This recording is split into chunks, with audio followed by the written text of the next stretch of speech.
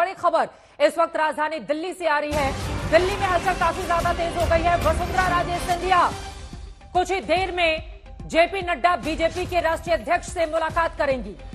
मुलाकात में क्या वसुंधरा अपनी ताजपोशी के लिए उन्हें तैयार करने की बात करेंगी या फिर जेपी नड्डा की ओर से समझाया जाएगा कि इस बार नए नाम को मौका दिया जाना है?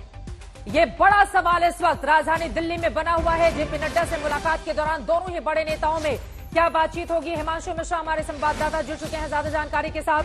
हिमांशु, निगाहें इसी बात पर मुलाकात होगी, क्या क्या बात होगी, क्या जानकारी निकलकर सामने आ रही है? हिमांशु, देखिए बिल्कुल चित्रा, कल वसुंधरा राजे से जो है बीजेपी हाईकमांड के एक वरिष्ठ नेता ने फोन पे पूछा था कि देखिए कुछ खबरें आ रही हैं कि आपसे विधायक मिलने आ रहे हैं, वो क्यों आ रहे हैं? और दूसरा एक क्लैरिफिकेशन और मांगा था कि कुछ विधायकों को क्या रिजॉर्ट में रखा जा रहा है? तो वसुंधरा राजे ने कहा था कि देखिए मैं पार्टी के अनुशासित कार्यकर्ता हूं, पार्टी की लाइन जानती हूं, पार्टी की लाइन से कभी बाहर नहीं जाती हूं। उसके बाद जिस नेता ने उन्हें कॉल किया था उन्होंने कहा आप दिल्ली आइए और अपनी बात को जो भी कहना है वो दिल्ली के आला कमान के सामने कहिए। तो उसके बाद वसुंधरा राजे देर रात दिल्ली आती हैं। उन्होंने जेपी नड्डा से मिलने का टाइम मांगा है।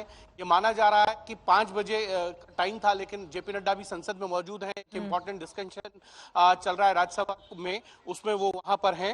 लेकिन जब वो लौटेंगे तो वसुंधरा राजे से उनकी मुलाकात होगी और उसमें वसुंधरा राजे अपना दावा जरूर पेश करेंगी कि देखिए मैं 2 बार मुख्यमंत्री रही हूं और इस बार भी मेरा दावा बनता है। सबसे ज्यादा रैलियां मैंने की हैं, लगभग 65 रैलियां जो है वसुंधरा राजे ने की हैं। तो ऐसे में वो अपना दावा जरूर करेंगी, लेकिन केंद्रीय हाईकमान उसको किस तरीके से लेगा ये देखने वाली बात है। लेकिन इतना जरूर माना जा रहा है कि अभी भी केंद्रीय हाईकमान मुख्यमंत्री को लेकर किसी भी तरीके की पत्ते खोलने को तैयार नहीं है।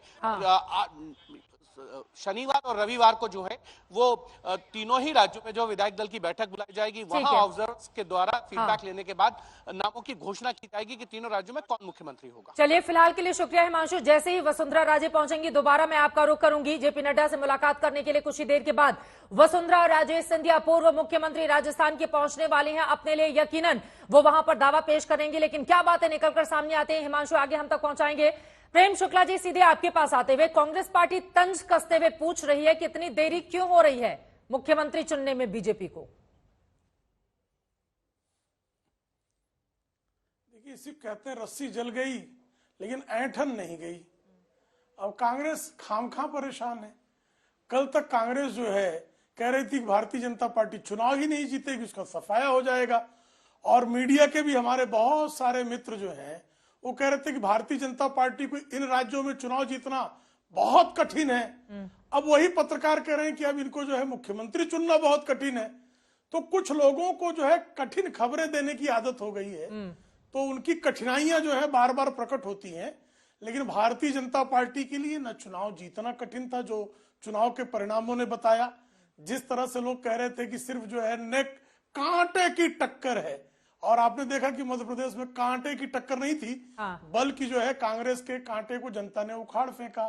उसी तरह से लोग कह रहे थे छत्तीसगढ़ में तो भाजपा जीत ही नहीं सकती। अरे अब तो वो पुरानी बात हो गई ना। मुख्यमंत्री का नाम कब आएगा प्रेम शुक्ला जी? अब आपके भी नेता प्रवक्ता तमाम लोग जानना चाहते हैं, हम लोग भी जानना चाहते हैं। मीडिया का काम ही है कठिन सवाल पूछना, जिस पर आप तंज कस रहे हैं हम लोगों के ऊपर। बताइए मुख्यमंत्री का नाम कब आएगा सामने? अच्छा है कि 2 ही दिन में सब पुराना हो जा रहा है। आजकल नए पुराने का जो है समयावधि भी जो है वो परिभाषित करना कठिन हो गया है। अब कोई जो है 10 साल पुराना एंकर होगा तो उसको पुराना एंकर थोड़े कह देंगे। तो हमारे लिए वो एंकर भी जो है नया ही माना जाएगा। तो अब जो है किसी को पुराना नया, किसी को जो है कठिनाइयां, ये तराशते रहे। भारतीय जनता पार्टी एक अनुशासित पार्टी है, संवैधानिक लोकतंत्र को का पालन करने वाली पार्टी है।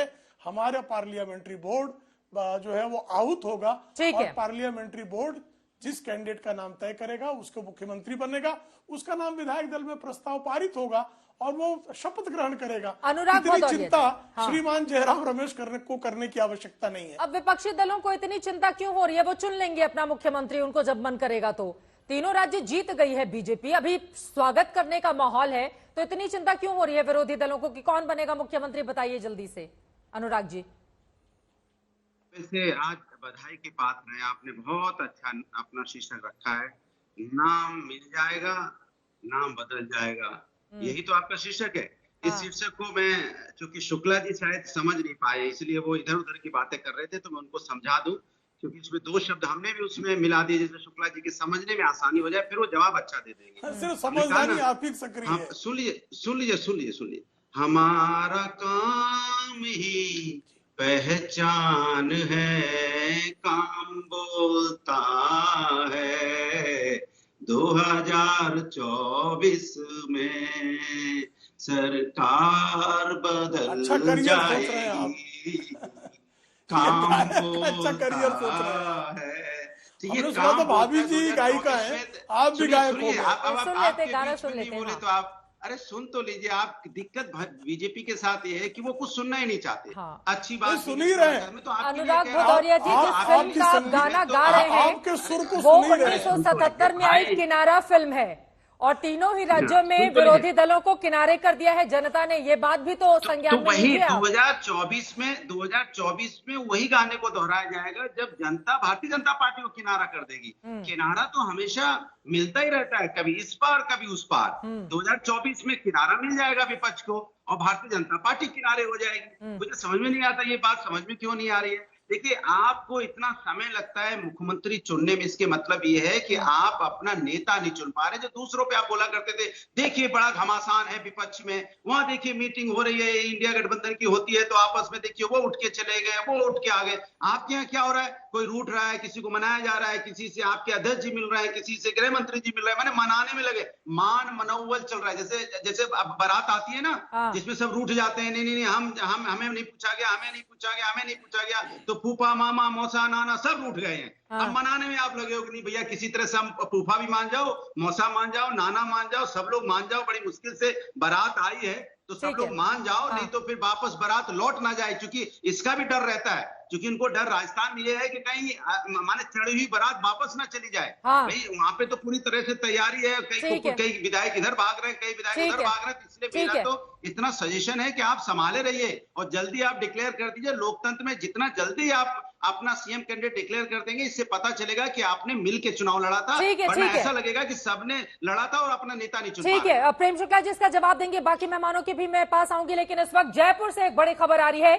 सीधे उसका हम रुख करेंगे। आपको बताते चले कि क्या मान मनोबल का दौर शुरू हो गया है या फिर नेताओं को समझा दिया गया है? ये बड़ा सवाल इस वक्त राजस्थान की पॉलिटिक्स में बना हुआ है। वसुंधरा राजे सिंधिया कुछ ही देर में जेपी नड्डा से दिल्ली में मुलाकात करने वाली हैं, तो वहीं जयपुर से बड़ी खबर, उनके बेटे के ऊपर आरोप लगा दिए गए हैं एक विधायक के पिता की ओर से कि दरअसल उनके विधायक बेटे को एक रिजॉर्ट में रखा गया और मुलाकात करने नहीं दिया गया है। ये बड़ी जानकारी निकलकर सामने आ गई है। शरद क्या हमारे साथ जुड़ चुके हैं?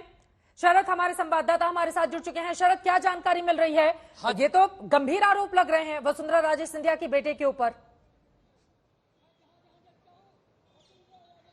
चित्रा, मैं अब 2 दिन से कह रहा था कि कुछ ना कुछ तो गड़बड़ है। जो आधी रात को प्रदेश अध्यक्ष अरुण सिंह ये सब बैठे हुए हैं, परसों रात की घटना है ये, और यहीं पर खड़ा होकर पूर्व विधायक हेमराज मीणा ने ये आरोप लगाया है। उनको गाड़ी में बैठा के प्रदेश अध्यक्ष सीपी जोशी लेकर गए हैं।